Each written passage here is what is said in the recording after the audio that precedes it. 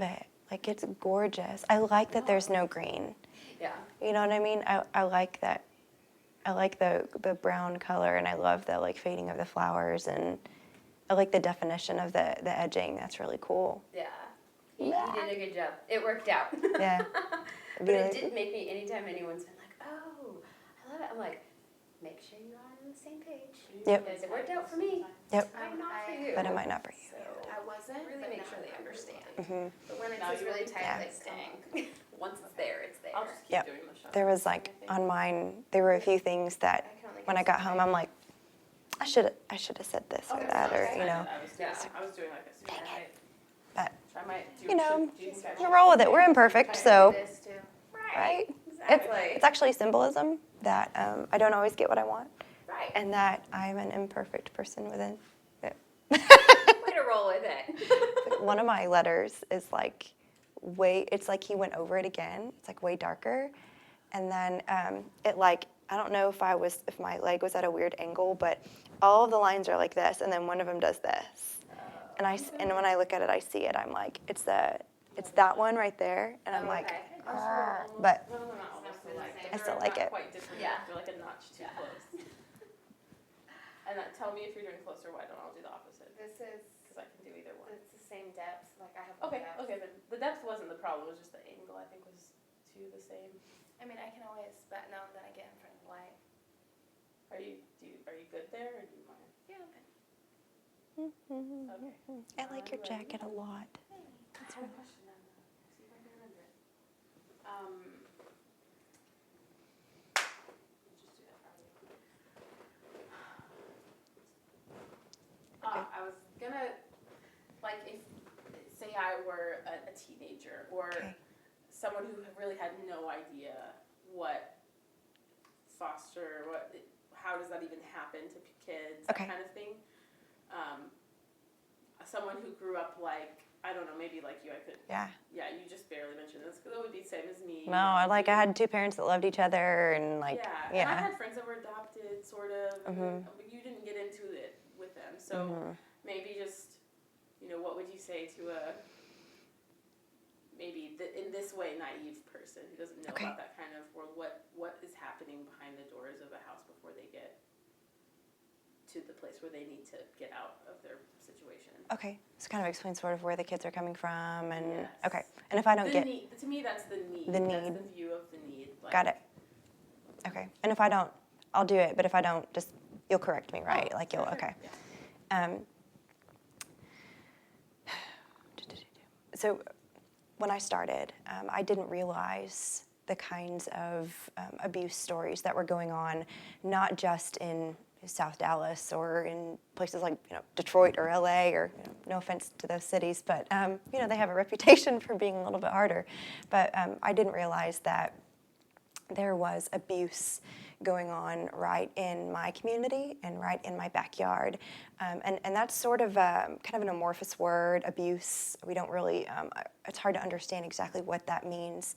And basically our kids are coming from situations where they are not safe in their own home, if they even have a home. A lot of our kids are homeless. So they've been bouncing around from warehouse, to couch, to car, to friend's house, to uncle's RV for years. And abuse looks a couple different ways. There can be physical abuse, and so kids that are being physically harmed by their parents. A lot of times you have parents that are not emotionally stable, and they're not able to handle regular emotional stress, like having a hard time with the job, economic insecurity, not having enough money to pay their bills. And so there's all these different factors that contribute to stress in a home. But at the end of the day, an abusive home is a home where a kid is not being treated properly.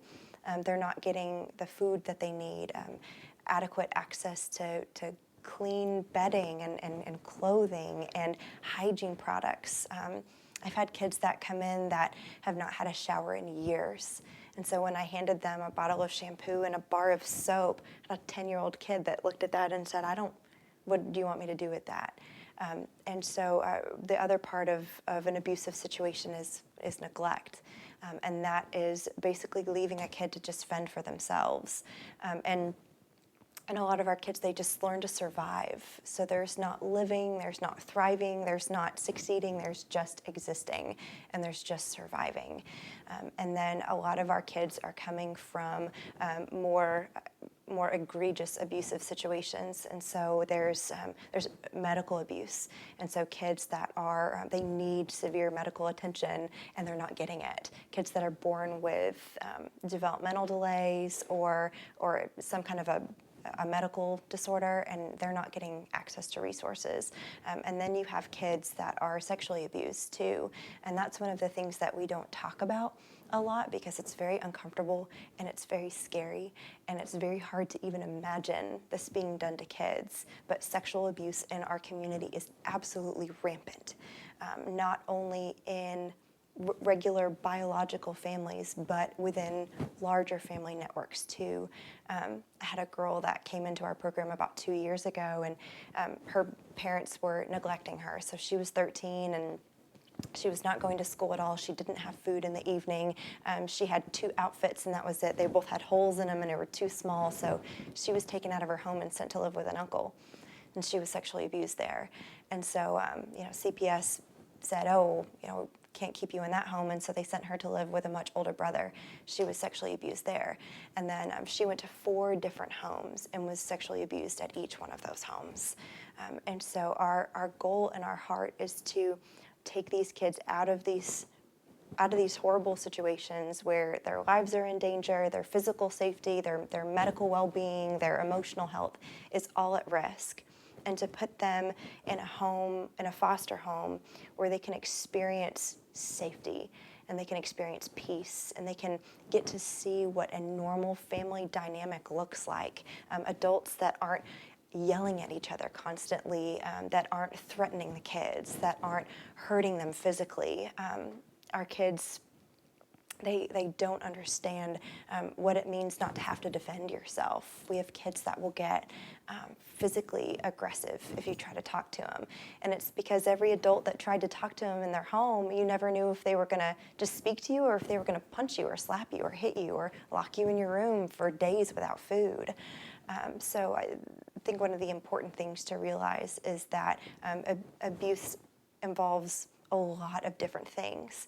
And so every kid that we bring into our program, it's important to figure out exactly what happened to them and where they're coming from. Go like this. Oh, is it? Oh, hair. We just had a hair that was like Okay. sneaking up. I didn't even know. I don't think it'll show up, but just in I'm case. gonna move the mic just one more time. Sorry. Is that you? Not the greatest in school. We had an audio person that always took care of everything. So, hey, teach yourself. There you go. It works, but Or- constantly tweaking. Just me. Hang on. Some spinach. Maybe some iron. So what do you thinking? Process of rescue or rescue's the wrong word. So we use what? How close can I get? You're clear. Yeah, you're clear there. I'll stay tight as well. So tight. Let me see how far out I can get. Oh, actually, yeah, I'm good. Makeup is great. Y'all are so sweet. It's wonderful. Are you lying right now? Because that's just nice. I tried today. That helps. Not everyone looks as great on the camera, and I'm one of those people. But Stop it. I mean, one of the questions I would have is like, what does, so these kids come into your care, what does them actually, the healing process look like? Yeah.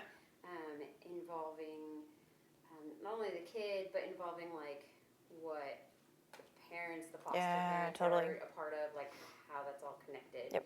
And then That's good for like a now, like- success rate, I guess. Okay. Of like the kids that you're seeing actually becoming, functional Totally. citizens, that whole aspect. Okay. I'm thinking. Question. it's kind of loaded. That was No, you're fine. So I noted that There down. are, and people don't want to hear clinical stuff, and so I don't want to get too clinical, but there are 6 key markers of success that we implement into our program to make sure that we are addressing every need that our kids have. And this is based on research, longitudinal studies looking at how kids are treated in foster care, what big gaps are missing from the neglect and the abuse they experienced as a young child, and how that emotionally, socially, and psychologically kind of stunts their growth. And then how we can take those key factors and put things into our program to make sure that we're reaching kids where they need it most, if that makes sense. One of the big issues is safety.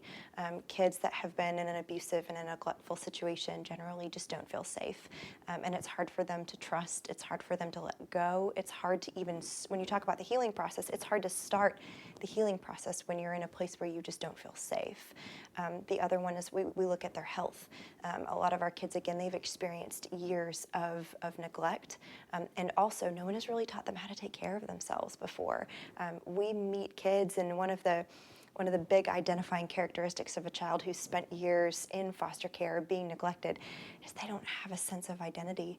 They don't have a sense of self-worth, because they've both been told and they've been shown for years that they are not worth anything. They're actually more of a burden than they are of a blessing.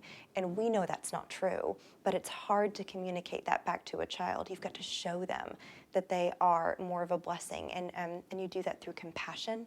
You do that through, every single day you are consistent in what you tell them. You tell them, I'm here for you.